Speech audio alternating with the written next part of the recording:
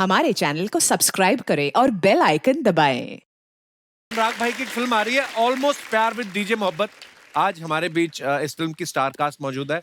उनको बुलाते हैं आप सबकी जोरदार तालियों के बीच। प्लीज वेलकम अलाया एंड करण मेहता। जरा क्राउड से हटके तू आके मुझसे तो मिल। Netflix and chill. Hello Alaya, hello Hello. करण, बहुत बहुत स्वागत है। Thank you. तो आपको सबसे पहले तो बहुत बहुत मुबारक आपकी फिल्म के Thank लिए। you. ये ऑलमोस्ट प्यार जो होता है, हमने ऐसा सुना है कि या तो प्यार होता है या नहीं होता है। जी आपकी फिल्म का नाम है ऑलमोस्ट प्यार। तो क्या मतलब होते होते कुछ प्रॉब्लम आ गई थी या पुलिस आ गई थी? बहुत सारे प्रॉब्लम्स आ जाते हैं प्यार के बीच में। अगर प्यार सिंपल होता तो प्यार होता ही नहीं। एक्चुअली बड़ी सारी प्रॉब्लम्स आती हैं। आइए प्लीज विराजमान हो जाइए। ये ऑलमोस्ट प्यार वो है जो तुझे हर सैटरडे संडे जो एक्ट्रेस आती है ना यहाँ पर उसके साथ हो जाता है। मैं यहाँ बैठूँ या यहाँ? इधर भी आ सकती हैं आप, जितना आपका साइज है। बस हो गया ना ऑलमोस्ट प्यार। अरे कहते हैं ना कि अम्मी जान कहा करती है, वही अम्मी जान है। हर बात पे कुछ ना कुछ कहती हैं ये। अच्छा, आप दोनों बड़े लकी हैं, आप इतने टैलेंटेड डायरेक्टर के साथ काम कर रहे हैं। पता है ये किसी भी एक्टर को बोलते हैं, कोई एक सीन के लिए भी बुला लेना तो वो, जैसे अभी हम लोग गैंग्स ऑफ वसेपुर की टीम के साथ बात कर रहे थे, लोग अपने काम छोड़ के आ जाते हैं और आप दोनों मेन लीड कर रहे हैं और वो भी दो करेक्टर। yes. मन में तो आया होगा कि चलो एक करेक्टर नहीं, दूसरे को तो कपिल शर्मा शो में जाने का मौका मिलेगा, है ना? बिल्कुल बिल्कुल। जी। और सुनाओ करण। जी सर। कुछ भी सुनाइए, आप कुछ भी बताइए यार, इतने हैंडसम आदमी हो आप। Thank you sir. एक्चुअली मैं तो बाथरूम में था जब हैं? मुझे मैसेज आया अच्छा। उनकी बेटी का कि सर ने आपकी पिक्चर देखी। शॉर्ट फिल्म मैंने बनाई थी जो मैंने यूट्यूब पे डाली। अच्छा। और हम दूसरी शॉर्ट फिल्म की शूटिंग कर रहे थे, तो इनकी बेटी का मैसेज आया आलिया का कि you know my father saw the film. उन्होंने पिक्चर देखी, उनको बहुत अच्छी लगी और वो मिलना चाहते हैं। तो उस समय मैं बाथरूम में था, मैं बाथरूम छोड़ के भागा हूँ बाहर। अच्छा। वाह। अपने दोस्तों को बताने के लिए कि ऐसे मैसेज आया, सर मिलना चाहते हैं। तो मेरी भी कुछ कहानी ऐसी रही है, भागा हूँ मैं भी। तो वो जो आप बाथरूम छोड़ के भागे आप, हाँ। फिर वापस आप कब करने गए? अलाया, आपके बारे में सुना कि आपकी भी कोई इंस्टाग्राम पे रील देखी थी अनुराग सर ने? नहीं, इंस्टाग्राम पे रील नहीं, वो जो एक्टिंग शो रील होती है मैंने वो दिखाई थी अनुराग सर को। और अच्छा। उन्हें वो 7 मिनट का रील था, वो तो इंस्टाग्राम पे बिल्कुल अलाउड नहीं है। लेकिन Okay. हाँ, मैं अनुराग सर से एक्चुअली मिलने गई थी। जैसे ही मैं उनके घर के अंदर आई, अनुराग सर ने कहा यू नो मैं सिर्फ टेढ़ी फिल्में बनाता हूँ, I don't do anything that you will want. उनको लगा मुझे कुछ हाइपर कमर्शियल फिल्म मैं पहले या कुछ मूड में था चाहिए कि होगा। अभी कहाँ, मतलब सब लोग ऐसा बोलते हैं ना, लोग बोलते हैं मैं बदल गया। मतलब मेरी फिल्म में सडनली इतने सुंदर एक्टर्स आने लग गए। तब मैंने बोला अनुराग सर नहीं आप बस मेरी रील जो है वो बस देखिए और आज जस्ट मुझे कुछ एडवाइस दीजिए, इफ नथिंग एल्स। और उस 7 मिनट रील के बाद अनुराग सर ने मुझे ये पिक्चर ऑफर की। वाओ। और रील देखने का वो बहुत ही, मतलब रील के बिल्कुल बाद। वो होता है ना, हमारे यहाँ कहते हैं ना, होनहार बीरवान के होठ चीखने पात। जी। तो पहली रील देख के ही मुझे समझ दिख गया कि ये लड़की कहाँ तक जाने वाली है। क्या बात है, नजर होनी चाहिए परख करने की। अच्छा, इनको आपने YouTube पे शॉर्ट फिल्म देख के सिलेक्ट कर लिया, इनको भी रील देख के आपने डिसाइड कर लिया। अर्चना जी इतनी रील्स बनाती हैं, हाँ, गुड क्वेश्चन। उनको ये बड़ी प्रॉब्लम है, कहती मेरे पे अनुराग की कभी नजर नहीं गई। हालांकि अगर अरे आप, नजर गई मेरी, मैं तो जब जलवा देखने गया था, अच्छा, मेरी नजर तभी चली गई थी। मैंने अर्चना जी को उन नजरों से देखा था जिन नजरों से आप बाकियों को देखते हो। ऑलमोस्ट प्यार। आपको एक बात पता है, क्या? नहीं। मैंने आपके लिए लिखा है। मेरे स्ट्रगलिंग करियर की शुरुआत हुई थी, आपके लिए लिखता था क्या सीन है। हाँ, क्या सीन है। उसके मैं घोस्ट राइटिंग डायलॉग्स लिखता था।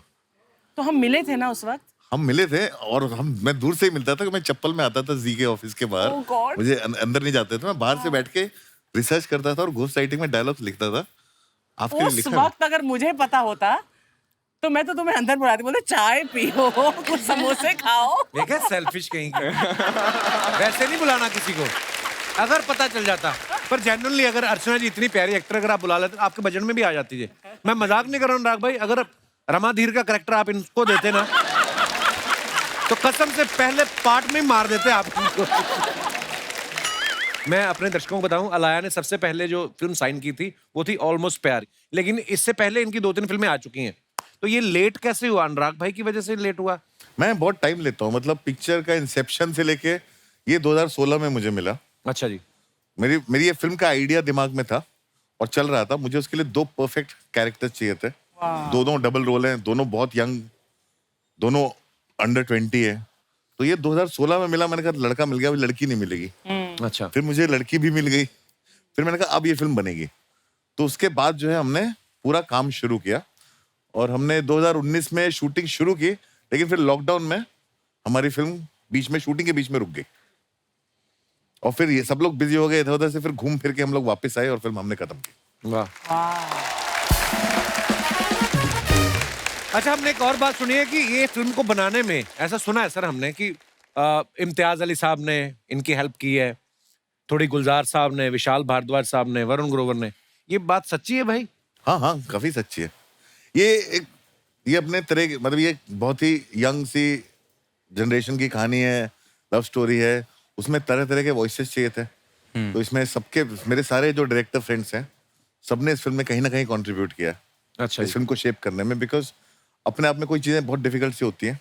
एक्चुअली तो इम्तियाज ने हेल्प किया, राजू ने हेल्प किया, विशाल जी ने हेल्प किया, काफी सारे डीजे मोहब्बत की जो लैंग्वेज है वो मुझे अपने से दूर चाहिए थी, तो उसके लिए मुझे विशाल जी, गुलजार साहब वाली लैंग्वेज चाहिए थी। वाह। तो सबने कहीं ना कहीं से मुझे हेल्प की है इस फिल्म को शेप करने और में। आपको because- सब प्यार भी करते हैं। और ये फिल्म सबको बहुत क्लोज भी है। Everybody felt so close about it, so and I am so grateful to for their friendship and trust. ये ऑलमोस्ट प्यार जो फिल्म का नाम है, मैं अपने यहाँ पे बैठे दर्शकों से जानना चाहता हूँ कि आप में से कितने ऐसे लोग हैं जिनको ऑलमोस्ट प्यार हो चुका था, बीच में बात बिगड़ गई या बनते बनते रह गई, कुछ ऐसा एक्सपीरियंस है तो आप अपना शेयर कर सकते हैं। जी भाई साहब। Hi Kapil sir. Hello sir. Hi Archana ma'am. Hello everyone. मेरा नाम अमित गुप्ता है, मैं कैथल हरियाणा से आया हूँ। अमित तो जी, सर बहुत-बहुत मेरे स्वागत साथ है ये ऐसी स्टोरी हो चुकी है जहाँ ऑलमोस्ट प्यार हुआ और बात बनते बनते बिगड़ गई और फिर बन भी गई, आपका। दोबारा बन गई? दोबारा बन गई। मैं बताता हूँ सर। अच्छा मैं जी। कॉलेज में पढ़ रहा था, तो मेरे साथ जो मेरी एक लड़की थी उससे मेरी दोस्ती हुई, 7-8-10 दिन की दोस्ती हुई। फिर क्या हुआ कि जो मेरे यार दोस्त थे उन्होंने मेरे को प्रोवोक करना शुरू कर दिया कि लड़की अब सेट है, तेरी 10 दिन से दोस्ती हो चुकी है, इसको प्रपोज कर दे। मैंने कहा तुम्हें कैसे पता लग गया? यार तो बड़े कमीने होते हैं, उनको पता हाँ, चल जाता है। सही कहा सर आपने। तो कह रहे कि नहीं, जब तू क्लास में क्वेश्चन पूछता है ना, हम देखते हैं वो तेरी तरफ देख रही है, वो हंस रही है, तो हमें कंफर्म है, तो कर दे प्रपोज। अच्छा जी। तो मैंने रात को एक प्लान बनाया कि मैं अपने एक सीनियर को बुलाऊंगा जो मेरी रैगिंग लेगा, मैं उस लड़की को बुलाऊंगा कैंटीन में और तू भी आ जाइए और मेरे को कहिए इस लड़की को प्रपोज कर। तो सीनियर बोला ऐसा क्यों करूं मैं? मैंने कहा देखो सर, अगर उसने हाँ कर दी तो मेरी बात बन गई, ना कर दी तो मैं कहूंगा मेरी रैगिंग हो रही है, ताकि मेरी दोस्ती बची रहे। इतने शातिर हैं आप। हाँ जी सर। फिर अगले दिन क्या हुआ, मैंने उसको कैंटीन में बुलाया, मेरा सीनियर भी आया, सेम प्लान के अकॉर्डिंग चल रहा था। मैंने लड़की को प्रपोज किया, उसने कैंटीन में थप्पड़ मार दिया, मेरा दिल टूट गया। मैं उन्हीं दोस्तों के पास गया, कह रहे तेरे को खुद को अकल नहीं है, हमारी खुद की तो लड़कियों के साथ सेटिंग नहीं है और तू अपना लगा पड़ा है प्रपोज। तो मेरा तो वहीं सर ऑलमोस्ट प्यार होते होते मेरा तो खत्म हो गया। मैंने अपनी पढ़ाई कंप्लीट की, फिर मेरी आईटी कंपनी में जॉब लग गई। तो जब मैं रिक्रूटमेंट के लिए गया तो वहीं पे वो लेक्चरर लगी हुई थी। Oh my God. तो मैंने उससे ये पूछा, अब 7 साल हो चुके थे उन बातों को, तो मैंने कहा कि मैं आज भी तो, मेरे को वो प्यार भी याद आ गया, साथ में वो थप्पड़ भी याद आ गया। फिर तो मैंने फिर दोबारा फिर प्रपोज कर दिया। मैंने कहा अब तो मेरी जॉब भी है, सब कुछ है। और फाइनली उसने फिर मेरे से शादी की और अच्छा आज वो मेरी वाइफ है। यार बड़ी इंटरेस्टिंग है आपकी स्टोरी। मैं उसका आपका नाम अपने घर में 20 से 25 बार लेता हूँ क्योंकि मेरी वाइफ का नाम भी अर्चना है। ओह अच्छा। गुप्ता जी, ये एक तीर से आप जो दोनों निशाने मारने की कोशिश कर रहे हो। तभी थप्पड़ मारा। ये अर्चना ना थोड़ी डेंजरस होती है। नहीं, मैंने फिर पूछा जब शादी हुई, मैंने कहा तुमने मुझे मारा क्यों था? मतलब कह रहे कि तुमने कैंटीन में 4 सीनियर बुला रखे हैं, 25 अपने दोस्त बुला रखे हैं, ये प्रपोज करने का तरीका होता है? बिल्कुल। ऊपर से समोसे भी नहीं पूछे कैंटीन में बुला के ऐसे। बहुत बहुत धन्यवाद गुप्ता जी, आप हमारे शो पे आए। शुक्रिया शुक्रिया, थैंक यू सर जी। और कोई हमारे दोस्त अपने एक्सपीरियंस शेयर करना चाहते हो? जी भाई साहब। Hello Kapil sir. हाँ जी। Hello Archana ma'am. Hello. Hello everyone. Hello. मेरा नाम आमिर है, मैं सांता क्रूज से आया हूँ सर। मैं आपका बहुत बड़ा फैन हूँ। शुक्रिया आमिर, थैंक यू। जब कॉलेज में थे ना सर, +2 में, तभी मेरे को एक लड़की पसंद आ जाती है सर। कॉलेज में पढ़ने गए थे, ये सब करने गए थे आप?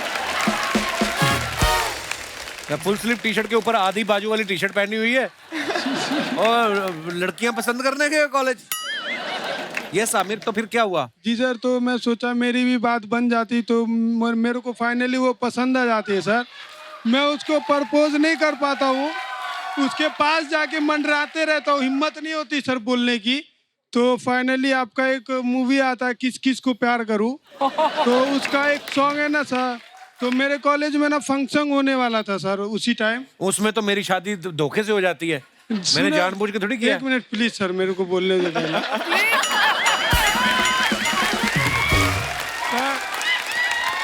तो वो जी फंक्शन होने वाला रहता सर, तो आपकी मूवी आती है किस किस को प्यार करूं। हाँ। तो वो मूवी का गाना है ना सर, वो डीजे बजेगा तो पप्पू नचेगा, वो सॉन्ग पे मैंने डांस किया सर। तो डांस करते ही वो मैं स्टेज से नीचे आया और सर वो बंदी जो मेरे को पसंद थी, हाँ। वो लड़की मेरे को सामने से आके प्रपोज की सर। तो मैं फाइनली आपको थैंक यू बोलना चाहता हूँ सर। Thank you. मेरा क्यों थैंक यू, मैंने थोड़ी भेजा था उसको। कहीं ना कहीं आपके मूवी के वजह से, आपके वजह से मेरी बात बन गई sir. So thank you so much. Aamir अभी चलो बहुत मुबारक आपको, तो वी आर इन लव है, डीप पूरे रियल लव। आपका सच्चा प्यार है उसके साथ? 80% है सर मेरी तरफ से, बाकी मम्मी पापा को मनाना पड़ेगा। 80%। तो आमिर करते क्या है आप, पढ़ाई हो गई आपकी मैं इधर नहीं सर, ग्रेजुएशन सेकेंड ईयर है मेरा। मैं अंधेरी में सेलमैन में काम करता हूँ, कपड़े के शॉप पे। तो पहले तो आप अपनी पढ़ाई कंप्लीट करो। जी सर। उसके जैसे आप पढ़ाई कंप्लीट करोगे आपका 80 का 30 रह जाएगा, ठीक है? हाँ, ज्यादा प्यार व्यार बोल दो। Thank you so much sir, thank you. मेरा काय का थैंक यू, आप मजे में रहो आप। और कोई हमारे दोस्त? जी madam. Hello everyone. Hello. Myself Mamta Mudani, मैं नवी मुंबई से आई हूँ। बहुत बहुत स्वागत है ममता जी आपका। सर मेरी भी बात बिगड़ते बिगड़ते बन गई। बन गई? हाँ जी। कैसे बनी, क्या हुआ? सर मेरी कजन की शादी थी और स्टेज प्रोग्राम चल रहा था, तो मैं शादी में गई थी। मैं ऐसे देख रही थी कि एक लड़के ने मुझे वहां से आंख मार दी। तो मैंने उसे देखा, मैं आंख मारी आती, मैं चारों तरफ देखी कि इधर मेरे सारे घर वाले हैं। मैंने उसे बहुत इग्नोर किया। मैंने कहा ये लड़का आंख मार रहा है, मतलब इससे तो बात ही नहीं करनी है। सेकंड डे मुझे कहीं और जाना था। मैंने अपनी बुआ को बोला था मुझे ड्रॉप करवाना है मुझे। तो जो वो लड़का था वो बोलता है मैं ड्रॉप करूंगा। आंख मारने वाला? हाँ, मैं ड्रॉप करूंगा। वो गाड़ी में साथ में और चिट चैट चलती रही, फिर वो ड्रॉप किए, मैं अपने रास्ते, वो उनके रास्ते। For more updates, subscribe to our channel, click the show links and enjoy watching the videos.